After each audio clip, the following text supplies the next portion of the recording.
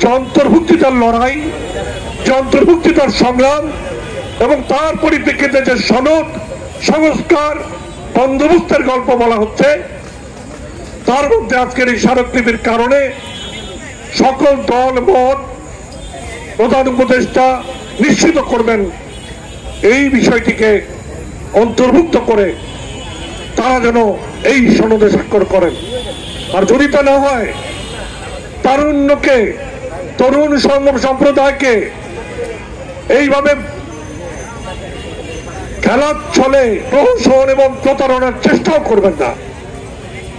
এই ভুল ভুলাইয়া থেকে তরুণরা বেরিয়ে এসেছে, তাদের অধিকার, বিশেষ করে নারী, শিশু এবং প্রতিবন্ধীদের অধিকার নিশ্চিত করার জন্য উন্মুক্ত স্থান, খেলার মাঠ, পার্ক এবং পরিবেশকে এই সনদে জায়গা করে দেন, যাতে করে আগামী নির্বাচিত সরকার অথবা যারা নির্বাচন করবেন তাদের প্রত্যেকের ম্যানিফেস্টোর মধ্যে এটি অত্যন্ত গুরুত্বের সঙ্গে থাকে।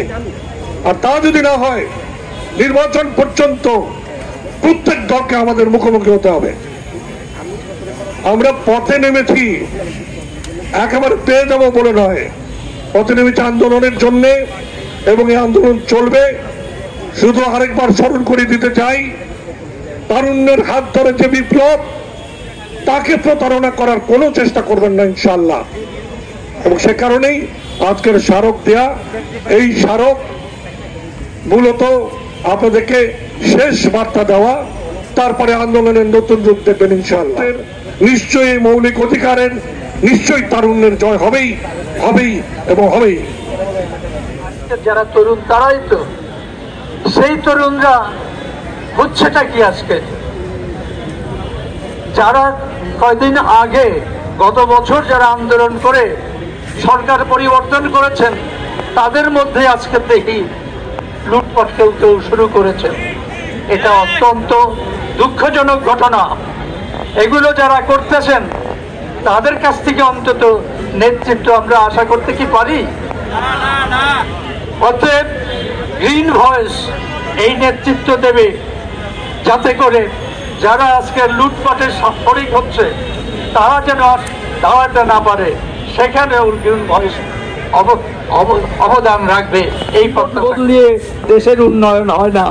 আমরা আশা করব যে নাম যাই থাকুক না কেন, আমরা কাজ চাই। আমরা আগামী দিনে সুনাগরিক হিসাবে বাঁচতে চাই।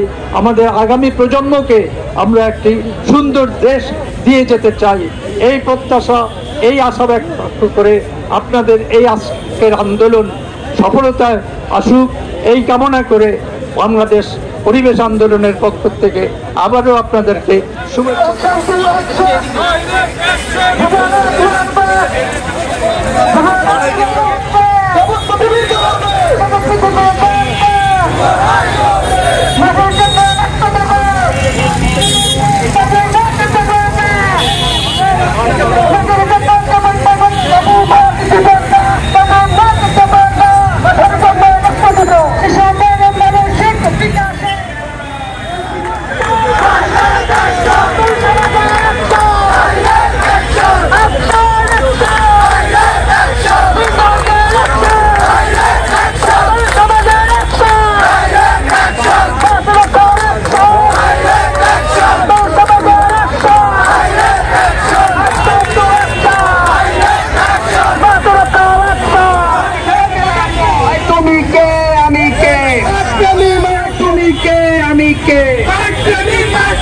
দখলদার হুঁশিয়ার, সমাজ জেগেছে।